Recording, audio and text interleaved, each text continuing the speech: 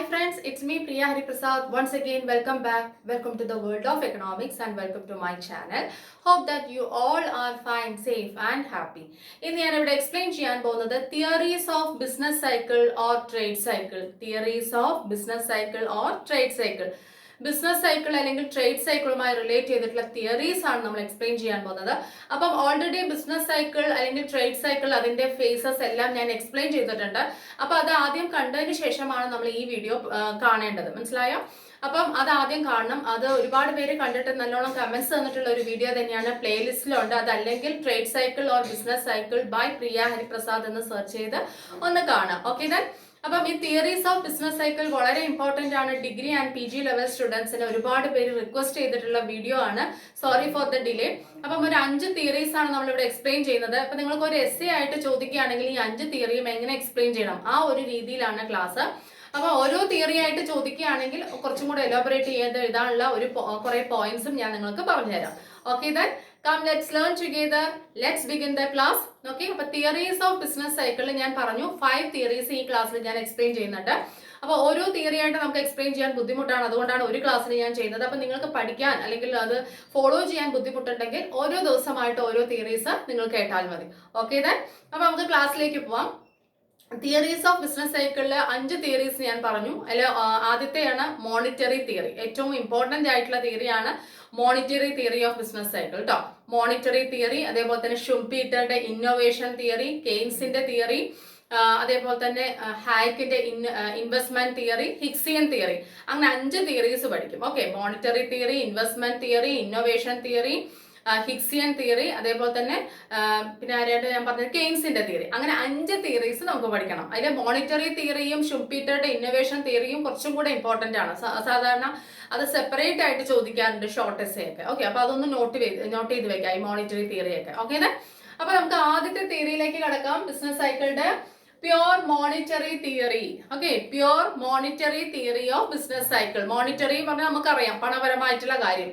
അപ്പം ഈ തിയറി എനിക്കകത്ത് പറയുന്നത് എന്തായിരിക്കും? മുഴുവൻ ബിസിനസ് സൈക്കിൾ ഉണ്ടാവാനുള്ള കാരണം അല്ലെങ്കിൽ ഈ ബിസിനസ് സൈക്കിളിലുള്ള ഈ ഫ്ലക്ച്വേഷൻസ് ഉണ്ടാവാനുള്ള കാരണം കംപ്ലീറ്റ്ലി മോണിറ്ററി ഫാക്ടേഴ്സ് ആയിരിക്കും അല്ലെ, പണപരമായിട്ടുള്ള കാര്യങ്ങളായിരിക്കും. അതാണ് ഈ തിയറിയുടെ ബേസ്. ഓക്കെ, അപ്പം ബിസിനസ് സൈക്കിളിന്റെ ഈ ഫേസസ്, ഡിഫറെന്റ് ഫേസസ് ഉണ്ടാവാനുള്ള കാരണം എന്താണെന്നാണ് പറയുന്നത്? Monetary factors. ഓക്കെ, പണപരമായിട്ടുള്ള കാര്യങ്ങൾ. അപ്പൊ നോക്കിക്കോളൂ. Pure monetary theory of business cycle is associated with the name of Havtre. Hawtrey എന്ന് പറയുന്ന എക്കണോമിസ്റ്റിന്റെ തിയറിയാണ് monetary theory of business cycle. ആരുടെയാണ്? ഹാവ്ട്രേഡ്. ആ ഒരു കാര്യം ഓർക്കണം. അപ്പൊ Hawtrey's monetary theory of business cycle എന്ന് പറഞ്ഞു കഴിഞ്ഞാൽ ചിലപ്പോൾ എക്സാമിന് ചോദിക്കുന്നത് അല്ലെ, അല്ലെങ്കിൽ Hawtrey's theory of business cycle എന്ന് ചോദിക്കും. ഓക്കെ, ഓൾറെഡി ട്രഡീഷണൽ എക്കണോമിക്സ് ഇതിനെ കുറിച്ച് പറഞ്ഞിട്ടുണ്ട്. ഈ മോണിറ്ററി തിയറി ഓഫ് ബിസിനസ് സൈക്കിളിനെ കുറിച്ച് പറഞ്ഞിട്ടുണ്ട്. അത് അപ്പം ട്രഡീഷണൽ എക്കണോമിക്സിനും ഏതൊരു ചിന്താഗതി തന്നെയാണ് ബിസിനസ് സൈക്കിൾ എന്ന് പറയുന്നത്. പ്യൂർലി മോണിറ്ററി ഫിനോമിനൻ ആണ്. ബിസിനസ് സൈക്കിൾ പറഞ്ഞാൽ പണപരമായിട്ടുള്ള ഒരു പ്രതിഭാസം തന്നെയാണ്. മനസ്സിലായോ? അപ്പൊ മോണിറ്ററി ഫാക്ടേഴ്സിന്റെ കാരണം തന്നെയാണ് ബിസിനസ് സൈക്കിളിൽ ഫ്ലക്ച്വേഷൻസ് ഉണ്ടാവുന്നത് എന്ന് ട്രഡീഷണൽ എക്കണോമിസ്റ്റുകളും പറഞ്ഞിട്ടുണ്ട്. ആ ഒരു കാര്യം ഓർമ്മ വെക്കാം. പക്ഷെ നമ്മളിവിടെ ഇപ്പോൾ പഠിക്കാൻ പോകുന്ന തിയറി ആരുടെയാണ്? ഹാവ്ട്രേയുടെയാണ്. ഓക്കെ ദെൻ അപ്പൊ നോക്കിക്കോളൂ. Business cycle is the result of changes in monetary and credit market conditions. Business cycle എന്ന് പറയുന്നത് എന്തിന്റെ റിസൾട്ട് ആണ്? Result of changes in monetary and credit market conditions. Monetary and credit market കണ്ടീഷൻസിലുള്ള change, അതിന്റെ കാരണമാണ് എന്ത് ഉണ്ടാവുന്നത്? ബിസിനസ് സൈക്കിളിലുള്ള ഫ്ലക്ച്വേഷൻസ് എന്ന് പറയുന്നത്. അല്ലെങ്കിൽ ബിസിനസ് സൈക്കിൾ എന്ന് പറയുന്നത് തന്നെ എന്തിന്റെ റിസൾട്ട് ആണ്? Monetary and credit market conditions ഉണ്ടല്ലോ, ക്രെഡിറ്റ് ബാങ്കിങ്ങുമായിട്ട് റിലേറ്റ് ചെയ്ത് ക്രെഡിറ്റ് എത്ര കിട്ടുന്നു, ലോൺ എത്ര കിട്ടുന്നു, അത്. അപ്പം ഈ 2 കാര്യങ്ങളിലുള്ള ചേഞ്ച് ആണ് ബിസിനസ് സൈക്കിളിൽ ചേഞ്ച് വരുത്തുന്നത് എന്നാണ് പറയുന്നത്. Then it is the continuous phases of inflation and deflation. ശരിക്കും ഇത് എന്തിന്റെ ഫേസ് ആണ്? Inflation, deflation. അതായത് പീക്ക് ലെവൽ നമ്മൾ പഠിച്ചിട്ടുണ്ട് അല്ലെ. ബൂം അല്ലെങ്കിൽ പീക്ക് ലെവൽ എന്ന് പറയുമ്പോൾ അവിടെ ഇൻഫ്ലേഷൻ ആയിരിക്കും, പ്രൈസ് ഒക്കെ ഹൈ ആയിരിക്കും. ശരിയല്ലേ? ഔട്ട്പുട്ട്, എംപ്ലോയ്മെന്റ് എല്ലാം ഹൈ ആയിരിക്കും. അത് അതേപോലെ ഡിപ്രഷൻ എന്ന് പറയുന്ന സമയത്ത് എന്താണ്? എല്ലാം കുറവായിരിക്കും, ഔട്ട്പുട്ട്, എംപ്ലോയ്മെന്റ് എല്ലാം കുറവ്, അതേപോലെ തന്നെ വിലയും കുറവാണ്. ശരിയല്ലേ? അതാണ് ഡിഫ്ലേഷൻ. അപ്പൊ ശരിക്കും പറഞ്ഞാൽ it is the continuous phases of inflation and deflation. ഇൻഫ്ലേഷന്റെയും ഡിഫ്ലേഷന്റെയും കണ്ടിന്യൂസ് ആയിട്ടുള്ള ഒരു എന്താണ് ഫേസസ് ആണ്, ഘട്ടങ്ങളാണ് ഇതെന്ന് പറയുന്നത് ഇൻഫ്ലേഷൻ ബിസിനസ് സൈക്കിൾ എന്ന് പറയുന്നത്. ആരാണ് പറയുന്നത്? ഹാവ്ട്രെ. Then increase in money supply leads to growth rate, economic growth. അതായത് മണി സപ്ലൈ കൂടുകയാണെങ്കിൽ എക്കണോമിക് ഗ്രോത്ത് ഉണ്ടാവും. അതായത് എക്കോണമിയിൽ പണത്തിന്റെ പ്രധാനം കൂടുകയാണെന്നുണ്ടെങ്കിൽ എക്കണോമിക് ഗ്രോത്ത് ഉണ്ടാവും. കാരണം എല്ലാവരുടെ കയ്യിലും പണമുണ്ട്. അങ്ങനെയുള്ള സമയത്ത് സാധനങ്ങളുടെ വില കൂടിയാൽ എല്ലാവരും സാധനങ്ങൾ വാങ്ങിക്കും, ഡിമാൻഡ് ഉണ്ടാവും, എംപ്ലോയ്മെന്റ് ഉണ്ടാവും, ഔട്ട്പുട്ട് ഉണ്ടാവും. അങ്ങനെ പീക്ക് ലെവലിൽ എത്തുന്നു. ശരിയല്ലേ? അപ്പൊ ട്രേഡ് സൈക്കിളിൽ ബൂം ആ ഒരു പൊസിഷനിൽ എത്തി. മണി സപ്ലൈ കൂടിയാൽ, കാരണം മണി സപ്ലൈ കൂടിയാൽ എക്കണോമിക് ഗ്രോത്ത് ഉണ്ട്. എക്കണോമിക് ഗ്രോത്ത് എന്ന് പറഞ്ഞാൽ ശരിക്കും എന്താണ്? പീക്ക് ലെവലാണ്. അതേപോലെ നേരെ തിരിച്ചും എന്താ സംഭവിക്കുന്നത്? Decrease in money supply leads to decline. അതായത് ഗ്രോത്ത് ഉണ്ടാവുന്നില്ല. മണി സപ്ലൈ കുറയുകയാണെങ്കിൽ എക്കണോമിക് ഗ്രോത്ത് ഉണ്ടാവുന്നില്ല. GDP-യിലുള്ള ഗ്രോത്തിൽ ഡിക്ലൈൻ ആണ് ഉണ്ടാവുക, അല്ലെ? അങ്ങനെയാവുന്ന സമയത്ത് അത് എന്തിലേക്ക് വഴിതെളിയിക്കും? റിസഷൻ അല്ലെങ്കിൽ ഡിപ്രഷനിലേക്ക്. ഓക്കെ, അപ്പൊ പ്യുവർലി ഈ മണി സപ്ലൈയുമായി റിലേറ്റ് ചെയ്തുകൊണ്ടിരിക്കണം, അല്ലെങ്കിൽ മോണിറ്ററി ഫാക്ടേഴ്സുമായിട്ട് റിലേറ്റ് ചെയ്തിരിക്കുന്ന ഈ ബിസിനസ് സൈക്കിളിന്റെ ഈ ഡിഫറെന്റ് ഫേസസ് എന്ന് പറയുന്നത്. Okay, then volume of bank credit is, അപ്പൊ volume of bank credit high ആണെന്നെങ്കിൽ ഗ്രോത്ത് റേറ്റും ഹൈ ആയിരിക്കും. ആൻഡ് വൈസ് വേഴ്സ, നേരെ തിരിച്ചും. അതായത് ബാങ്ക് ക്രെഡിറ്റ് ഹൈ ആണെങ്കിൽ, ബാങ്ക് ക്രെഡിറ്റ് കൂടുതൽ കൊടുക്കുന്നുണ്ട്, ലോൺ കൂടുതൽ പൊതുജനങ്ങൾക്ക് വേണ്ടി പ്രൊവൈഡ് ചെയ്യുന്നുണ്ടെങ്കിൽ എന്താ സംഭവിക്കുക? എക്കണോമിക് ഗ്രോത്ത് ഉണ്ടാവും, അല്ലെ? സാമ്പത്തിക വളർച്ച ഉണ്ടാവും. അതേപോലെ നേരെ തിരിച്ചും ബാങ്ക് ക്രെഡിറ്റ് കുറയുകയാണെന്നുണ്ടെങ്കിൽ എന്താണ്? ബാങ്കുകൾ ലോണൊക്കെ കൊടുക്കുന്നത് കുറച്ചുവെങ്കിൽ എന്താ സംഭവിക്കുക? എക്കണോമിക് ഗ്രോത്ത് ഉണ്ടാവുന്നില്ല. അപ്പൊ എന്താണ്? എക്കോണമി എങ്ങോട്ടേക്ക് പോകും? ഡിപ്രഷൻ അല്ലെങ്കിൽ റിസഷൻ ആ സ്റ്റേജിലേക്ക് പോകും. ഓക്കെ, അപ്പം ഈ ഹാവ്ട്രെയുടെ മോണിറ്ററി തിയറി ഓഫ് ബിസിനസ് സൈക്കിളിൽ പറയുന്നത്, ബിസിനസ് സൈക്കിൾ എന്ന് പറയുന്നത് കംപ്ലീറ്റ്ലി ഒരു മോണിറ്ററി ഫിനോമിനൻ ആണ്. മോണിറ്ററി ഫാക്ടേഴ്സിനാണ് ഇവിടെ ഇമ്പോർട്ടൻസ്. മോണിറ്ററി ഫാക്ടേഴ്സിലും ക്രെഡിറ്റ് കണ്ടീഷൻസിലുമുള്ള ചേഞ്ച് ആണ് ബിസിനസ് സൈക്കിളിലുള്ള ഈ ഡിഫറെന്റ് ഫേസസ് വരുത്തുന്നത്. അല്ലെങ്കിൽ കണ്ടിന്യൂസ് ആയിട്ടുള്ള ഇൻഫ്ലേഷൻ ആൻഡ് ഡിഫ്ലേഷന്റെ ഫേസസ് ആണ്, അല്ലെ? പീക്ക് ലെവൽ എത്തുമ്പോൾ ഇൻഫ്ലേഷൻ ആണ്, ഡിപ്രഷൻ എന്ന് പറഞ്ഞാൽ ഡിഫ്ലേഷൻ ആണ്. ശരിയല്ലേ? ഓക്കെ, അപ്പൊ മണി സപ്ലൈ കൂടുകയാണെങ്കിൽ എക്കണോമിക് ഗ്രോത്ത് ഉണ്ടാവും. കാരണം എല്ലാവർക്കും കയ്യിൽ പൈസ ഉണ്ടാവും, പ്രൈസ് ഉണ്ടാവും, എംപ്ലോയ്മെന്റ് ഉണ്ടാവും, ഔട്ട്പുട്ട് ഉണ്ടാവും, എക്കണോമിക് ഗ്രോത്ത് ഉണ്ടാവും. അങ്ങനെ പീക്ക് ലെവലിൽ എത്തി, ബൂം എന്ന് പറയുന്ന സ്റ്റേജിൽ എത്തി. ഇനി മണി സപ്ലൈ കുറഞ്ഞു വരുമ്പോൾ അത് താഴെ വന്ന് റിസഷൻ ആയി, അതെന്താണ്? ഡിപ്രഷനിലേക്ക് എത്തും. അപ്പൊ മണി സപ്ലൈ പറ്റേ കുറയുകയാണെങ്കിൽ എന്താ സംഭവിക്കുക? ഡിപ്രഷനിൽ എത്തുന്നു. ശരിയല്ലേ? പണത്തിന്റെ അളവ് കുറവാണെന്നുണ്ടെങ്കിൽ സാധനങ്ങൾക്ക് ഡിമാൻഡ് ഇല്ല, അപ്പൊ പ്രൊഡക്ഷൻ ഇല്ല, എംപ്ലോയ്മെന്റ് ഇല്ല, ഔട്ട്പുട്ട് ഇല്ല. അങ്ങനെ എക്കോണമി ആ ഒരു വില നിലവാരങ്ങളൊക്കെ കുറവ്, അങ്ങനെ ഡിപ്രഷനിൽ എത്തുന്നു, അല്ലെ?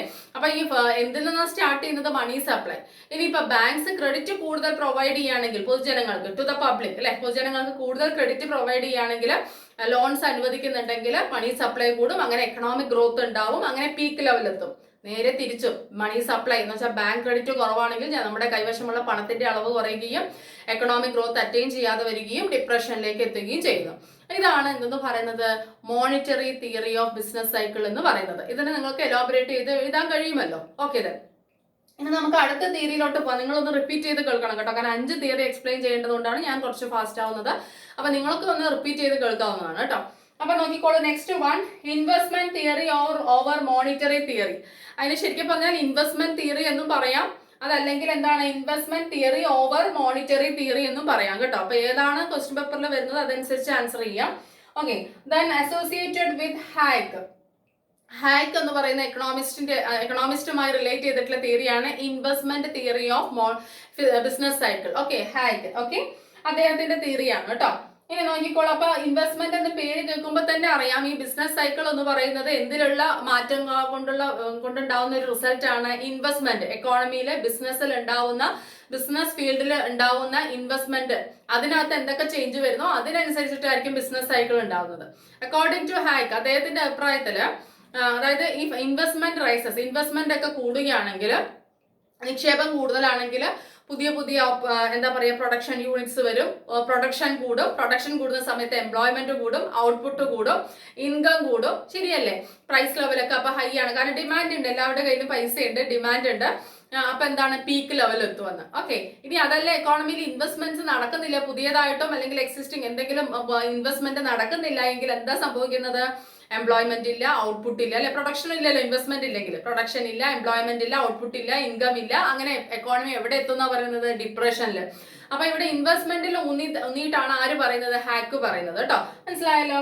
അപ്പൊ നോക്കിക്കോളൂ, A business cycle is the result of imbalance between actual and desired investment. അതായത് ഈ ബിസിനസ് സൈക്കിൾ എന്ന് പറയുന്നത് എന്തിന്റെ റിസൾട്ട് ആണെന്ന് അറിയാമോ? ആരൊക്കെ തമ്മിലുള്ള ഇംബാലൻസ് കാരണം ഉണ്ടാവുകയാണ്? Actual and desired investment. എന്താണ് ആക്ച്വൽ ഇൻവെസ്റ്റ്മെന്റ് എന്ന് പറഞ്ഞാൽ നമ്മൾ ശരിക്കും യഥാർത്ഥത്തിൽ എക്കോണമിയിൽ എത്ര ഇൻവെസ്റ്റ്മെന്റ് ഉണ്ടായി അത്.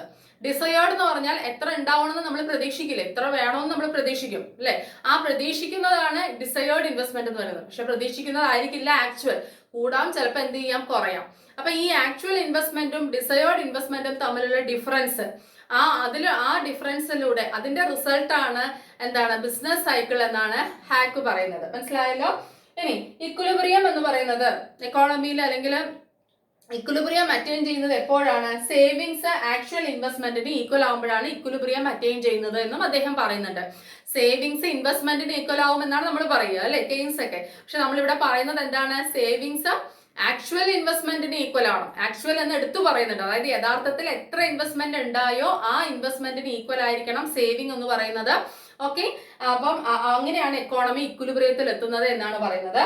Then changes in economic conditions, അതായത് എക്കണോമിക് കണ്ടീഷൻസിലുള്ള ചേഞ്ചസ് എങ്ങനെയാണ് ഉണ്ടാവുന്നത്?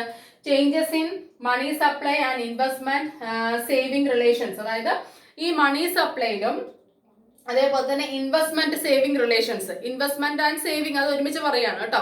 ഇൻവെസ്റ്റ്മെന്റ് ആൻഡ് സേവിങ് റിലേഷൻസ് അതേപോലെ മണി സപ്ലൈ, ഈ ഇതിനകത്തുള്ള മാറ്റങ്ങളാണ് എക്കണോമിക് കണ്ടീഷൻസിൽ ചേഞ്ച് വരുന്നതെന്നാണ് ആര് പറയുന്നത്? ഹാക്ക് പറയുന്നത്. എന്താ പറയുന്നത്?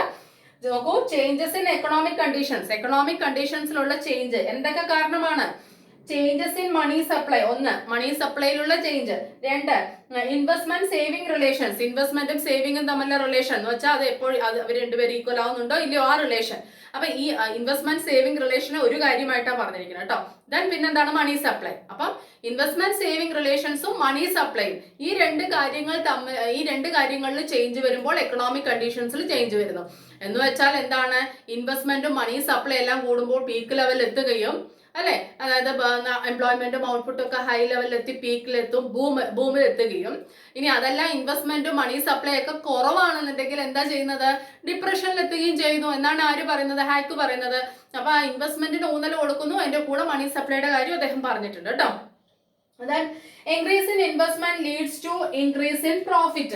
അല്ലെ, ഇൻവെസ്റ്റ്മെന്റിലുള്ള ഇൻക്രിമെന്റ്, ഇൻവെസ്റ്റ്മെന്റിൽ വർധനമുണ്ടെങ്കിൽ പ്രോഫിറ്റ് കൂടും. കാരണം എന്താ? കൂടുതൽ ഇൻവെസ്റ്റ് ചെയ്യുന്ന സമയത്ത് കൂടുതൽ പ്രൊഡക്ഷൻ നടക്കും, കൂടുതൽ ഔട്ട്പുട്ട് ഉണ്ടാവും, കൂടുതൽ ലാഭം ഉണ്ടാവും എന്നാണ് പറയുന്നത്. അപ്പം ഇൻവെസ്റ്റ്മെന്റ് കൂടുന്തോറും ലാഭം കൂടും. ഇൻവെസ്റ്റ്മെന്റ് കൂടുമ്പോൾ എന്താണ്? ലാഭം കൂടും. അപ്പൊ ഇൻവെസ്റ്റ്മെന്റ് കൂടുന്തോറും ലാഭം കൂടുന്നു പറഞ്ഞാൽ എങ്ങോട്ടേക്കാ പോകുന്നത്? ബൂം അല്ലെ, പീക്ക് ലെവലിലേക്കാ പോകുന്നത്. ഇൻവെസ്റ്റ്മെന്റ് കുറഞ്ഞാൽ എന്ത് സംഭവിക്കും? നേരെ തിരിച്ചും നിങ്ങളത് പറയണം. എന്താണ്?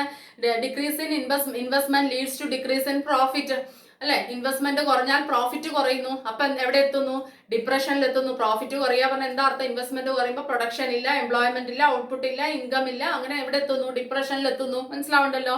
ഓക്കെ, ഇനി അദ്ദേഹം പറയുന്ന ഒരു കാര്യം, demand should be greater than supply. Demand എപ്പോഴും സപ്ലൈയെക്കാളും ഗ്രേറ്റർ ആയിരിക്കണം എന്നാണ് ആര് പറയുന്നത്?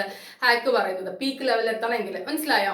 അപ്പൊ ഡിമാൻഡ് എപ്പോഴും എന്തിനേക്കാളും കൂടുതലായിരിക്കണം? സപ്ലൈയെക്കാളും കൂടുതലായിരിക്കണം. മനസ്സിലായോ? എത്ര സപ്ലൈ ഉണ്ടോ അതിനേക്കാളും ആവശ്യക്കാരുണ്ടാവണം. എങ്കിലേ എന്ത് സംഭവിക്കുള്ളൂ? സാധനങ്ങൾക്ക് വില എപ്പോഴും സ്ഥിരമായിട്ട് നിൽക്കുകയും സാധനങ്ങൾക്ക് വില കൂടുതൽ ഡിമാൻഡ് ഉള്ളത് കൊണ്ട് കൂടുതൽ പ്രൊഡ്യൂസ് ചെയ്യും, എംപ്ലോയ്മെന്റും ഔട്ട്പുട്ടും ഇൻകം ഒക്കെ അങ്ങനെ ഉണ്ടാവുള്ളൂ എന്നാണ് ഹാക്ക് പറയുന്നത്. മനസ്സിലായോ? അപ്പൊ ഡിമാൻഡ് എപ്പോഴും സപ്ലൈയെക്കാളും കൂടുതലായിരിക്കണം. ഈക്വൽ ആണെന്നല്ല അദ്ദേഹം പറയുന്നത്, കൂടുതലായിരിക്കണം എന്നാണ് അദ്ദേഹം പറയുന്നത്. മനസ്സിലായല്ലോ? അപ്പം ഹാക്കയുടെ ഇൻവെസ്റ്റ്മെന്റ് തിയറിയാണ്, അല്ലെങ്കിൽ ഇൻവെസ്റ്റ്മെന്റ് ഓവർ മോണിറ്ററി തിയറിയാണ് നമ്മൾ പഠിച്ചത്. അദ്ദേഹം എന്തിൽ സ്ട്രെസ് ചെയ്യുന്നു? ഹാക്ക് എന്തിൽ സ്ട്രെസ് ചെയ്തു? ഇൻവെസ്റ്റ്മെന്റില് ഈ ആക്ച്വൽ ഇൻവെസ്റ്റ്മെന്റും ഡിസയേർഡ് ഇൻവെസ്റ്റ്മെന്റും തമ്മിലുള്ള ഡിഫറൻസ് ആണ് ശരിക്കും പറഞ്ഞാൽ ഈ ബിസിനസ് സൈക്കിൾ ഉണ്ടാവാനുള്ള കാരണം. ഓക്കെ, അതേപോലെ തന്നെ ഇൻവെസ്റ്റ്മെന്റ് സേവിങ്ങും ആക്ച്വൽ ഇൻവെസ്റ്റ്മെന്റും ഈക്വൽ ആവണം, എന്നാലേ എക്കോണമി ഇക്വലിബ്രിയത്തിൽ എത്തുള്ളൂ എന്ന് അദ്ദേഹം പറയുന്നു. ദെൻ ഇൻവെസ്റ്റ്മെന്റും മണി സപ്ലൈയും കൂടണം അല്ലെ, അപ്പോഴാണ് എക്കണോമിക് കണ്ടീഷൻസിൽ ചേഞ്ച് വരുത്തുന്നത്. അല്ലെങ്കിൽ ഇൻവെസ്റ്റ്മെന്റിലും മണി സപ്ലൈയിലും ഇൻവെസ്റ്റ്മെന്റ് സേവിംഗ് റിലേഷൻസിലും മണി സപ്ലൈയിലുള്ള ചേഞ്ചസ് ആണ് എക്കണോമിക് കണ്ടീഷൻസിൽ ചേഞ്ച് വരുത്തുന്നതെന്ന് അദ്ദേഹം പറഞ്ഞു. അതുപോലെ ഡിമാൻഡ് സപ്ലൈക്ക് ഈക്വൽ ആയിരിക്കണം. ഇൻവെസ്റ്റ്മെന്റ് കൂടുന്തോറും പ്രോഫിറ്റ് കൂടുകയും ഇൻവെസ്റ്റ്മെന്റ് കുറയും തോറും പ്രോഫിറ്റ് കുറയുകയും ചെയ്യുന്നു. മനസ്സിലായോ? ഇൻവെസ്റ്റ്മെന്റ് കൂടുമ്പോൾ എന്താണ് ചെയ്യുന്നത്? പ്രൊഡക്ഷനും എംപ്ലോയ്മെന്റും ഔട്ട്പുട്ടും ഇൻകവും എല്ലാം കൂടി, പ്രൈസും കൂടി എക്കോണമി പീക്ക് ലെവലിൽ എത്തുകയും ഇൻവെസ്റ്റ്മെന്റ് കുറയുമ്പോൾ എല്ലാം കുറയുന്നു. പ്രൊഡക്ഷൻ തൊട്ട് എല്ലാം കുറയുന്നു. പ്രൊഡക്ഷൻ, എംപ്ലോയ്മെന്റ്, ഔട്ട്പുട്ട്, ഇൻകം എല്ലാം, പ്രൈസ് എല്ലാം കുറഞ്ഞ് ഡിപ്രഷനിൽ എത്തുന്നു എന്നാണ് അദ്ദേഹം പറയുന്നത്. മനസ്സിലായല്ലോ? ഇനി നമുക്ക് അടുത്ത തിയറിയിലോട്ട് പോകാം. എന്തെങ്കിലും സംശയം ഉണ്ടെങ്കിൽ ഒന്ന് റിപ്പീറ്റ് ചെയ്യണം കേട്ടോ. ഈ പോയിന്റ്സ് എഴുതിയെടുക്കാനും കൂടെ ഒന്ന് ശ്രമിക്കുക. നിങ്ങൾക്ക് കുറച്ചും കൂടെ സെപ്പറേറ്റ് ആയിട്ട് ചോദിക്കുന്ന സമയത്ത് എഴുതാൻ പറ്റുന്ന പോയിന്റ്സ് ഞാൻ പറയുന്ന സമയത്തും കുറച്ച് നിങ്ങൾ എക്സ്പ്ലെയിൻ ചെയ്യാനായിട്ട് ശ്രമിക്കുക. ഓക്കെ, ദെൻ ഇനി നോക്കിക്കോളൂ. Innovation theory of business cycle ആരുടെയാണ്? ഷുംപീറ്റർ. ഓക്കെ, നമ്മൾ പ്രോഫിറ്റിലും പഠിച്ചിട്ടുണ്ട് അങ്ങനെ ഒരു ഇന്നോവേഷൻ തിയറി. അപ്പൊ ഷുംപീറ്റർ എന്ന പേര് കേട്ടാൽ ഇന്നോവേഷൻ ഓർമ്മ വരണം. ഇന്നോവേഷൻ ഓർമ്മ പേര് വന്നാൽ ആരുടെ പേര് ഓർമ്മ വരണം? ഷുംപീറ്റർ കേട്ടോ. അദ്ദേഹമാണ് ഈ ഇന്നോവേഷൻ തിയറിയുടെ ആള്. ഓക്കെ, ദെൻ അപ്പൊ നോക്കിക്കോളൂ. അപ്പൊ ഷുംപീറ്ററുടെ innovation theory of profit, sorry business cycle. Okay, അപ്പൊ ബിസിനസ് സൈക്കിളില് അദ്ദേഹം പറയുന്നത് എന്താണ്? ഇന്നോവേഷൻസ് നടത്തും തോറുമാണ് നടത്തുന്നതിന്റെ റിസൾട്ട് ആണ് ശരിക്കും പറഞ്ഞാൽ എന്തെന്ന് പറയുന്നത് ബിസിനസ് സൈക്കിളിലുള്ള ഡിഫറെന്റ് ഫേസസ് വരുന്നത് അല്ലെ. കൂടുതൽ ഇന്നോവേഷൻസ് പുതിയതായിട്ടുള്ള ടെക്നോളജീസ് ഒക്കെ അപ്ലൈ ചെയ്യുക. അതാണ് ഈ ഇന്നോവേഷൻ എന്ന് പറഞ്ഞാൽ അദ്ദേഹം ഉദ്ദേശിക്കുന്നത്. എക്സിസ്റ്റിംഗ് ടെക്നോളജിയിൽ ഒരു മോഡേണൈസേഷൻ വരുത്തുക, പുതിയ ടെക്നോളജി ചെയ്യുക, അതൊക്കെയാണ് അദ്ദേഹം ഉദ്ദേശിക്കുന്നത്. അപ്പൊ അത് ചെയ്യും തോറും എന്ത് കൂടും? പ്രൊഡക്ഷൻ കൂടുകയും കോസ്റ്റ് ഓഫ് പ്രൊഡക്ഷൻ കുറയുകയും ചെയ്യും. പ്രൊഡക്ഷൻ കൂടും, കോസ്റ്റ് ഓഫ് പ്രൊഡക്ഷൻ കുറയും. കാരണം ന്യൂ ടെക്നോളജീസ് നമ്മൾ അപ്ലൈ ചെയ്യുന്ന സമയത്ത് എന്ത് ചെയ്യും? കോസ്റ്റ് ഓഫ് പ്രൊഡക്ഷൻ കുറയും. അപ്പൊ ലാഭം കൂടും. അപ്പൊ ലാഭം കൂടുന്ന സമയത്ത് എന്താണ്? എക്കോണമിയിൽ ഓട്ടോമാറ്റിക്കലി ഇൻകം ജനറേറ്റ് ചെയ്യുകയും വീണ്ടും ഔട്ട്പുട്ട് പ്രൊഡ്യൂസ് ചെയ്യും, എംപ്ലോയ്മെന്റ് ഉണ്ടാവും, അങ്ങനെ പീക്ക് ലെവലിലേക്ക് പോകും എന്നാണ് അദ്ദേഹം പറയുന്നത്. അപ്പൊ അദ്ദേഹം ശരിക്കും എന്തിനൊക്കെയും importance to innovations in the business field അല്ലെങ്കിൽ കൊമേഴ്ഷ്യൽ ഇതില് അല്ലെ, വ്യാപാര മേഖലയിലെ ബിസിനസ് ഫീൽഡില് ഇൻഡസ്ട്രീസിലുള്ള ഇന്നോവേഷൻസിനാണ് അദ്ദേഹം ഇമ്പോർട്ടൻസ് കൊടുക്കുന്നത്. ആ ഇന്നോവേഷൻസിന്റെ കാരണമാണ് ബിസിനസ് സൈക്കിളിലുള്ള ഡിഫറെന്റ് ഫേസസ് വരുന്നത്. ഇന്നോവേഷൻസ് ധാരാളം ചെയ്തുകൊണ്ടേ ഇരിക്കുന്നുണ്ട് എങ്കിൽ ബിസിനസ് സൈക്കിൾ പീക്ക് ലെവലിലാണ് എത്തുക. നമ്മൾ ട്രേഡ് സൈക്കിൾ എവിടെയായിരിക്കും? പീക്ക് ലെവലിലായിരിക്കും. അതല്ല ഇന്നോവേഷൻസ് ഒന്നും ഇല്ല, അത് സ്റ്റാറ്റിക് ആയിട്ട് തന്നെ ഇരിക്കുകയാണെന്നുണ്ടെങ്കിൽ ഡിപ്രഷനിൽ എത്തുമെന്നാണ് അദ്ദേഹം പറയുന്നത്. ഓക്കെ, ബേസ് മനസ്സിലായല്ലോ? ഇനി നോക്കിക്കോളൂ. Business innovations are responsible for rapid changes in investment and business fluctuations. അല്ലെ, ഇന്നോവേഷൻസ് എന്തിനൊക്കെ കാരണമാക്കുന്നു എന്നാണ് അദ്ദേഹം പറയുന്നത്? Rapid changes in investment and business fluctuations. ഇൻവെസ്റ്റ്മെന്റിലും ബിസിനസ് ഫ്ലക്ച്വേഷൻസിലൊക്കെ ചേഞ്ച് വരുത്തുന്നത് ശരിക്കും എന്താണ്? ഇന്നോവേഷൻസ് ആണെന്നാണ് പറയുന്നത്. പുതിയ ഇന്നോവേഷൻസ് വരുമ്പോൾ ഇൻവെസ്റ്റ്മെന്റ് കൂടുന്നു, അങ്ങനെ ബിസിനസ്സിലും ഫ്ലക്ച്വേഷൻസ് വരുന്നു എന്നാണ് അദ്ദേഹം പറയുന്നത്. Then result of innovation in industries or commercial organizations എന്ന് വെച്ചാൽ ബിസിനസ് സൈക്കിൾസ് എന്ന് പറയുന്നത് റിസൾട്ട് ഓഫ് ഇന്നോവേഷൻസ് എവിടെയൊക്കെ? ബിസിനസ് ഫീൽഡിൽ അല്ലെങ്കിൽ ഇൻഡസ്ട്രീസിൽ അല്ലെങ്കിൽ കമേഴ്ഷ്യൽ ഓർഗനൈസേഷൻസിൽ ഉണ്ടാവുന്ന ഇന്നോവേഷൻസ് ആണ് എന്തിന് കാരണം? ട്രേഡ് സൈക്കിളിന്റെ ഈ ഡിഫറെന്റ് ഫേസസിന് കാരണം എന്ന് അദ്ദേഹം പറയുന്നു. Then innovation leads to primary changes and development. Innovations എന്തിന് കാരണമാക്കുന്നു? പ്രൈമറി ചേഞ്ചസ് ആൻഡ് ഡെവലപ്മെന്റ് അല്ലെ. ഇൻഡസ്ട്രിയിലായിക്കോട്ടെ അല്ലെങ്കിൽ കൊമേഴ്ഷ്യൽ ഓർഗനൈസേഷൻസിലായിക്കോട്ടെ ബിസിനസ്സിലായിക്കോട്ടെ ഇന്നോവേഷൻസ് എന്ത് വരുത്തുന്നു എന്നാണ് അദ്ദേഹം പറയുന്നത്? പ്രൈമറി ചേഞ്ചസ്, പ്രാഥമികമായിട്ടുള്ള മാറ്റങ്ങൾ വരുത്തുകയും ഡെവലപ്മെന്റ് വരുത്തുകയും ചെയ്യുന്നു എന്നാണ് അദ്ദേഹം പറയുന്നത്. Then new technique of production, new machineries etc. ഈ ഇന്നോവേഷൻസ് എന്ന് പറയുന്നത് പുതിയ ടെക്നിക് ഓഫ് പ്രൊഡക്ഷൻ, പുതിയ മോഡ് അല്ലെ, ന്യൂ മോഡ് ഓഫ് പ്രൊഡക്ഷൻ അല്ലെങ്കിൽ പുതിയ മെഷീനറീസ്, അതൊക്കെയാണ് അദ്ദേഹം ഉദ്ദേശിക്കുന്നത്. ദാറ്റ് ലീഡ്സ് ടു എന്താ പറയുക? Reduction in cost of production. അത് കോസ്റ്റ് ഓഫ് പ്രൊഡക്ഷൻ കുറയ്ക്കാൻ കാരണമാവുന്നു. കോസ്റ്റ് ഓഫ് പ്രൊഡക്ഷൻ കുറയുന്ന സമയത്ത് പ്രോഫിറ്റ് കൂടുന്നു. അപ്പൊ വീണ്ടും ഔട്ട്പുട്ട് പ്രൊഡ്യൂസ് ചെയ്യും. അപ്പൊ എംപ്ലോയ്മെന്റും ഔട്ട്പുട്ടും ഇൻകവും എല്ലാം ഉണ്ടാവും. പ്രൈസ് ലെവലും ഹൈ ആയിരിക്കും. അപ്പൊ എക്കോണമി പീക്ക് ലെവലിൽ എത്തും എന്നാണ് അദ്ദേഹം പറയുന്നത്. ഇനി നേരെ തിരിച്ചും അദ്ദേഹം പറയുന്നുണ്ട്, ഇന്നോവേഷൻസ് ഇല്ല എന്നുണ്ടെങ്കിൽ പുതിയ ടെക്നോളജീസും മോഡ് ഓഫ് ഒന്നും നമ്മൾ യൂസ് ചെയ്യുന്നില്ല എങ്കിൽ ഒരു ഡെവലപ്മെന്റ് അറ്റൈൻ ചെയ്യാൻ കഴിയില്ല, പ്രൈമറി ചേഞ്ചസ് ഉണ്ടാവില്ല. അപ്പൊ കോസ്റ്റ് ഓഫ് പ്രൊഡക്ഷൻ കുറയ്ക്കാൻ കഴിയുന്നില്ല, കോസ്റ്റ് ഓഫ് പ്രൊഡക്ഷൻ ഹൈ ആയിരിക്കും. അപ്പൊ പ്രൊഡ്യൂസർക്ക് പ്രോഫിറ്റ് ഇല്ല, അദ്ദേഹം പ്രൊഡ്യൂസ് ചെയ്യുന്നില്ല, എംപ്ലോയ്മെന്റ് ഇല്ല, ഔട്ട്പുട്ട് ഇല്ല, നേരെ തിരിച്ച് എങ്ങോട്ടേക്ക് പോകും? ഡിപ്രഷനിലേക്ക് പോകുമെന്നാണ് അദ്ദേഹം പറയുന്നത്. അപ്പൊ ഷുംപീറ്ററിന്റെ തിയറിയിൽ ഒന്നുമില്ല പറയുന്നത് ഇന്നോവേഷൻസിനാണ് ഇമ്പോർട്ടൻസ് കൊടുക്കുന്നത് എക്കോണമിയിൽ അല്ലെ. ഇന്നോവേഷൻസ് ആണ് ഡ്രാസ്റ്റിക് ചേഞ്ചസ് വരുത്തുന്നത്. ഓക്കെ, ബിസിനസ് ഫീൽഡിൽ ഇന്നോവേഷൻ ചെയ്യുന്നതോറും ഇൻവെസ്റ്റ്മെന്റും എംപ്ലോയ്മെന്റും ഔട്ട്പുട്ടും എല്ലാം കൂടുകയും പീക്ക് ലെവൽ എത്തുകയും ഇന്നോവേഷൻ കുറയുകയാണെങ്കിൽ നേരെ തിരിച്ചു വരികയും ചെയ്യുമെന്നാണ് അദ്ദേഹം പറയുന്നത്. മനസ്സിലായോ? അപ്പൊ ഇത് 2-3 പ്രാവശ്യം ഒന്ന് കേൾക്കണം. അപ്പൊ മനസ്സിലായെന്ന് വിചാരിക്കുന്നു. ഇനി നമുക്ക് 4ാമത്തെ തിയറിയിലേക്ക് പോവാം. ഓക്കെ, അപ്പൊ ഞാൻ സെപ്പറേറ്റ് ആയിട്ട് എഴുതി വെച്ചിരിക്കുകയാണ്, കാരണം ഒറ്റ ക്ലാസ്സിൽ എടുക്കാനായിട്ട്. നമ്മുടെ 4th തിയറിയാണ് ഇതെന്ന് പറയുന്നത്, കെയ്ൻസിന്റെ തിയറി. ഓക്കെ, 4th തിയറി എന്ന് പറയുന്നത് ഏതാണ്? കെയ്ൻസിന്റെ തിയറിയാണ് കേട്ടോ, 4th തിയറി. ഓക്കെ, അപ്പം JM കെയ്ൻസ് നമുക്കറിയാം, ഫാദർ ഓഫ് നമ്മുടെ മാക്രോ എക്കണോമിക്സ്, അദ്ദേഹത്തിന്റെ തിയറി.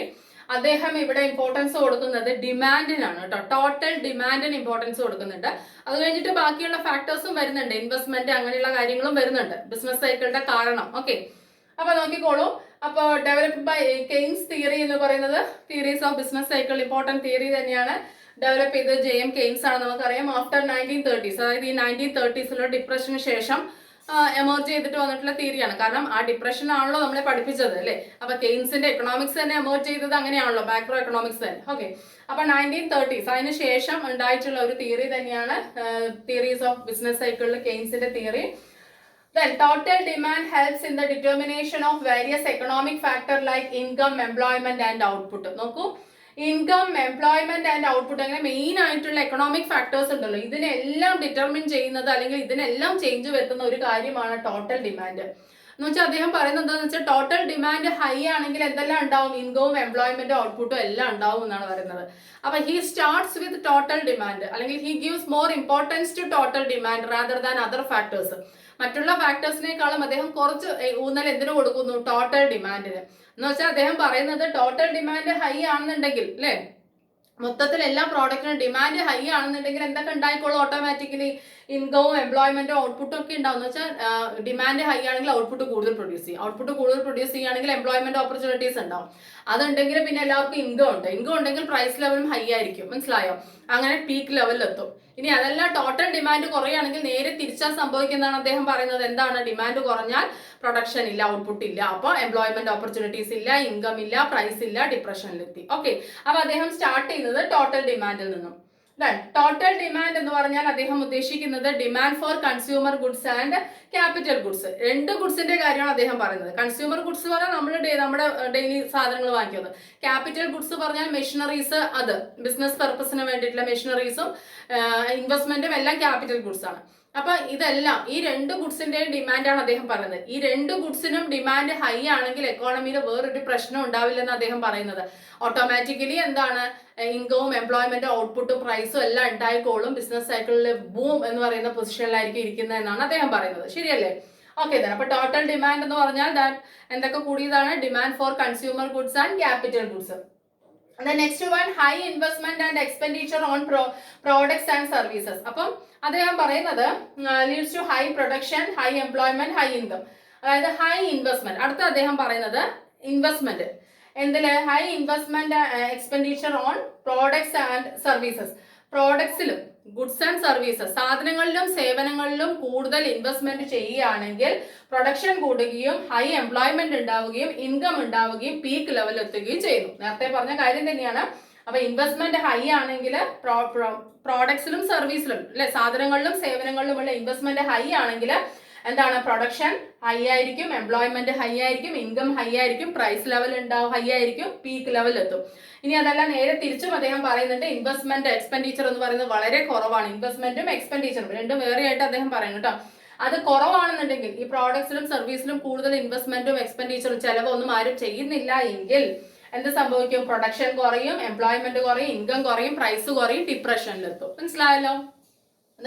പ്രോഫിറ്റ് എന്ന് പറയുന്നത് MEC ആണ്. എന്ന് വെച്ചാൽ മാർജിനൽ എഫിഷ്യൻസി ഓഫ് ക്യാപിറ്റൽ അനുസരിച്ചിട്ടായിരിക്കും പ്രോഫിറ്റ്. അതായത് ഓരോ ക്യാപിറ്റലിനും എത്ര പ്രോഫിറ്റ് ഉണ്ടാക്കാനുള്ള കഴിവുണ്ട്, അതാണ് marginal efficiency of capital. Okay, MEC എന്ന് പറയുന്നത്. അപ്പൊ അതിന്റെ ഈക്വൽ ആയിരിക്കും എന്തെന്ന് പറയുന്നത് പ്രോഫിറ്റ്. ഓരോ ക്യാപിറ്റലിനും എത്ര കഴിവുണ്ട് പ്രോഫിറ്റ് ഉണ്ടാക്കിയെടുക്കാനായിട്ട്, അതായിരിക്കും പ്രോഫിറ്റ് എന്ന് പറയുന്നത്. പ്രോഫിറ്റ് എന്ന് പറഞ്ഞാൽ expected revenue and cost of capital. അതായത് പ്രോഫിറ്റ് പറഞ്ഞാൽ ശരിക്കും എക്സ്പെക്ടഡ് റവന്യൂ കോസ്റ്റ് ഓഫ് ക്യാപിറ്റലും തമ്മിലുള്ള ഡിഫറൻസ് ആണ് കേട്ടോ. പ്രോഫിറ്റ് എന്ന് പറഞ്ഞാൽ എന്താണ്, എക്സ്പെക്ടഡ് റവന്യൂ കോസ്റ്റ് ഓഫ് ക്യാപിറ്റലും തമ്മിലുള്ള ഡിഫറൻസ് ആണ്. കോസ്റ്റ് ഓഫ് ക്യാപിറ്റൽ എത്രയുണ്ട്, എക്സ്പെക്ടഡ് റവന്യൂ എത്രയുണ്ട്, അവർ തമ്മിലുള്ള ഡിഫറൻസ് ആണ് പ്രോഫിറ്റ് എന്ന് പറയുന്നത്. ഇനി പീക്ക് ലെവൽ എന്ന് പറയുന്നത് ഇൻവെസ്റ്റേഴ്സ് ആർ പോസിറ്റീവ്. പീക്ക് ലെവലിൽ ഇൻവെസ്റ്റേഴ്സ് എല്ലാം പോസിറ്റീവ് ആയിരിക്കും, പോസിറ്റീവ് ചിന്താഗതിക്കാരായിരിക്കും.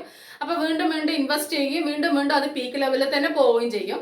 പക്ഷേ ഡിപ്രഷനിൽ എത്തിക്കഴിഞ്ഞാൽ ഇൻവെസ്റ്റേഴ്സ് ഒക്കെ നെഗറ്റീവ് ചിന്താഗതിക്കാരാവും. അങ്ങനെ ഇൻവെസ്റ്റ്മെന്റ് ഒന്നും നടക്കാതെ, ഡിമാൻഡ് ഒന്നും ഇല്ലാതെ എഗെയിൻ ആ ഡിപ്രഷനിൽ തന്നെ കുറെ കാലം കിടക്കേണ്ട ഒരു അവസ്ഥ വരും എന്നാണ് അദ്ദേഹം പറയുന്നത്. ഇനി ഫുൾ എംപ്ലോയ്മെന്റ്, അതായത് പീക്ക് ലെവൽ എത്തുമ്പോൾ ഫുൾ എംപ്ലോയ്മെന്റ് ഉണ്ടാവും എന്ന് അദ്ദേഹം പറയുന്നുണ്ട്. ബൂം ആണെങ്കിൽ ഫുൾ എംപ്ലോയ്മെന്റ് ഉണ്ടാവും. Then propensity to consume, propensity to save, MEC, ഇതിനെല്ലാമാണ് അദ്ദേഹം ഇമ്പോർട്ടൻസ് കൊടുക്കുന്നത്. എന്തുമായിട്ട് റിലേറ്റ് ചെയ്തിട്ട് ബിസിനസ് സൈക്കിളിന്റെ ഈ ചേഞ്ചസിന് ഏതൊക്കെ ഫാക്ടേഴ്സിനും കൂടെ അദ്ദേഹം ഇമ്പോർട്ടൻസ് കൊടുക്കുന്നുണ്ട്? Propensity to consume, propensity to save, ഇതൊക്കെ ഞാൻ സെപ്പറേറ്റ് ടോപ്പിക് ആയിട്ട് ചെയ്തിട്ടുണ്ട് കേട്ടോ ഇതൊക്കെ. അപ്പൊ അത് കാണണം, കാരണം ഈ ക്ലാസ്സിൽ അത് എഗെയിൻ എക്സ്പ്ലെയിൻ ചെയ്യാനായിട്ട് കഴിയില്ല. Propensity to consume, propensity to save, MEC, marginal efficiency of capital, ഈ വക കാര്യങ്ങൾക്ക് അദ്ദേഹം ഇമ്പോർട്ടൻസ് കൊടുക്കുന്നുണ്ട്. എന്തില്? Changes in business cycle. അപ്പൊ ഈ കാര്യങ്ങൾക്കൊക്കെ ഒരു പ്രാധാന്യമുണ്ട്, ഡിറ്റർമിൻ ചെയ്യുന്നുണ്ട് ഇൻ ബിസിനസ് സൈക്കിളിലുള്ള ചേഞ്ചിന്. ഓക്കെ, അപ്പൊ കെയ്ൻസിന്റെ തിയറി എന്ന് പറയുന്നത് ടോട്ടൽ ഡിമാൻഡിൽ പറഞ്ഞു, ഡിമാൻഡ് ഹൈ ആണെങ്കിൽ എംപ്ലോയ്മെന്റും എല്ലാം ഉണ്ടായിക്കോളും, പീക്ക് ലെവലിലെത്തും. ഡിമാൻഡ് ഇല്ലെങ്കിൽ ഡിപ്രഷനിലെത്തും. അതുപോലെ ഡിമാൻഡ് എന്ന് പറഞ്ഞാൽ കൺസ്യൂമർ ഡിമാൻഡും ക്യാപിറ്റൽ ഡിമാൻഡും ആണ്, ഗുഡ്സിന്റെ ഡിമാൻഡും ആണ്. ഇൻവെസ്റ്റ്മെന്റും എക്സ്പെൻഡിച്ചറും പ്രോഡക്ട്സിലും സർവീസസിലും ചെയ്തുകൊണ്ടേ ഇരിക്കുകയാണെങ്കിൽ എംപ്ലോയ്മെന്റും ഇൻകവും എല്ലാം ഹൈ ലെവലിലാവുകയും പീക്ക് ലെവലിലെത്തും. ഇനി അതല്ല, ഇൻവെസ്റ്റ്മെന്റ് ഒന്നും ഇല്ല എങ്കിൽ, എന്താ പറയാ, നിക്ഷേപം ഇല്ല എങ്കിൽ എക്കോണമി ഡിപ്രഷനിലെത്തും എന്നാണ് പറയുന്നത്. പ്രോഫിറ്റ് പറഞ്ഞാൽ ആരുടെ എഫിഷ്യൻസിയാണ്? മാർജിനൽ എഫിഷ്യൻസി ഓഫ് ക്യാപിറ്റൽ ആണ് അല്ലെ. ക്യാപിറ്റലിന് ഉണ്ടാക്കാനുള്ള കഴിവാണ് ഈ പ്രോഫിറ്റ്, ക്യാപിറ്റലിന്റെ കഴിവാണ് അല്ലെ. ഓക്കെ, ഇനി അതേപോലെ തന്നെ പ്രോഫിറ്റ് എന്ന് പറഞ്ഞാൽ എക്സ്പെക്ടഡ് റവന്യൂ കോസ്റ്റ് ഓഫ് ക്യാപിറ്റലും തമ്മിലുള്ള ഡിഫറൻസ് ആണ്. പീക്ക് ലെവലിൽ ഇൻവെസ്റ്റേഴ്സ് പോസിറ്റീവ് ആയിരിക്കും, ആൻഡ് അതേപോലെ ഡിപ്രഷൻ ആ സമയത്ത് എന്താണ്, അവര് നെഗറ്റീവ് ആയിരിക്കും ചിന്തിക്കുക. പിന്നെ പീക്ക് ലെവലിൽ ഫുൾ എംപ്ലോയ്മെന്റ് ആയിരിക്കും ഉണ്ടാവുക. അതേപോലെ തന്നെ propensity to consume, propensity to save, MEC, marginal efficiency of capital, ഈ ഉള്ള കാര്യങ്ങൾക്ക് അദ്ദേഹം ഇമ്പോർട്ടൻസ് കൊടുക്കുന്നു ഈ ബിസിനസ് സൈക്കിളിലുള്ള ഫ്ലക്ച്വേഷൻസുമായി റിലേറ്റ് ചെയ്തിട്ട്. മനസ്സിലായല്ലോ? ഇനി നമുക്ക് നമ്മുടെ ലാസ്റ്റ് തിയറിയിലേക്ക് കടക്കാം. Hicks theory of business cycle. ഹിഗ്സിന്റെ theory of business cycle. JR Hicks, Hicksian theory of business cycle ആണ് നമ്മൾ പഠിക്കാൻ പോകുന്നത്.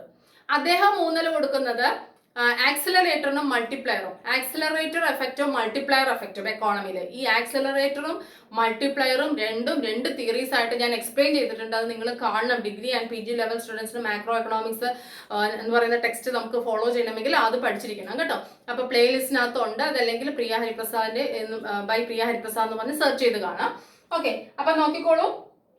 അപ്പൊ ഹിഗ്സ് ഊന്നൽ കൊടുക്കുന്നത് ബിസിനസ് സൈക്കിളില് ഈ എന്തിലുള്ള ചേഞ്ചസ് ആണ്? മൾട്ടിപ്ലയർ എഫക്റ്റിലും ആക്സലറേറ്റർ എഫക്റ്റും അല്ലെ. ആക്സലറേറ്ററും മൾട്ടിപ്ലയറും ഈ രണ്ട് കാര്യങ്ങളിൽ അതിലുള്ള ചേഞ്ചസ് ആണ് ശരിക്കും ബിസിനസ് സൈക്കിളിൽ ചേഞ്ചസ് ഉണ്ടാവണം എന്നാണ് പറയുന്നത്. ഓക്കെ, ഇനി he explains business cycles along with an equilibrium rate of growth. അദ്ദേഹം ബിസിനസ് സൈക്കിളിനെ എക്സ്പ്ലെയിൻ ചെയ്യുന്നത് എന്തുമായി റിലേറ്റ് ചെയ്തിട്ടാണ്? Equilibrium rate of growth. Equilibrium rate of growth അതിന്റെ ഒപ്പമാണ് എന്തിനെ എക്സ്പ്ലെയിൻ ചെയ്തത്?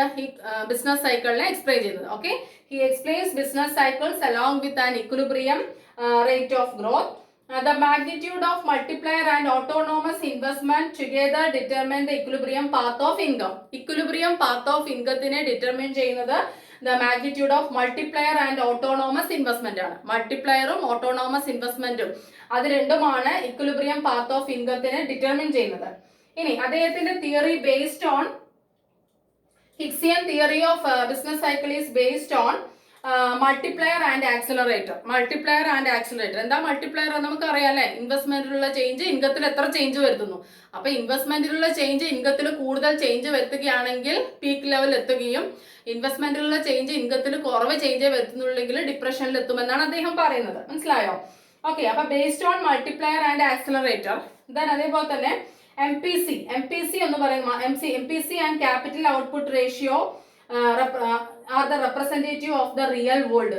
റിയൽ വേൾഡിന്റെ റെപ്രസെന്റേറ്റീവ് എന്ന് പറയുന്നത്, റിയൽ വേൾഡിന്റെ ശരിയായിട്ടുള്ള കണ്ടീഷൻസ് എങ്ങനെയാണെന്ന് നമുക്ക് പറഞ്ഞു തരുന്നത് MPC ആൻഡ് ക്യാപിറ്റൽ ഔട്ട്പുട്ട് റേഷ്യോയിലൂടെയാണ്. Marginal propensity to consume, capital output ratio, ഇത് രണ്ടുമാണ് representatives of the real world. അതായത് റിയൽ വേൾഡിലുള്ള എക്കണോമിക് കണ്ടീഷൻസിന്റെ റെപ്രസെന്റേറ്റീവ്സ് ആരൊക്കെയാണെന്ന് പറയുന്നത്? MPCയും അതേപോലെ തന്നെ ക്യാപിറ്റൽ ഔട്ട്പുട്ട് റേഷ്യോയും. Okay, then business cycles in the economy occur in the background of economic growth.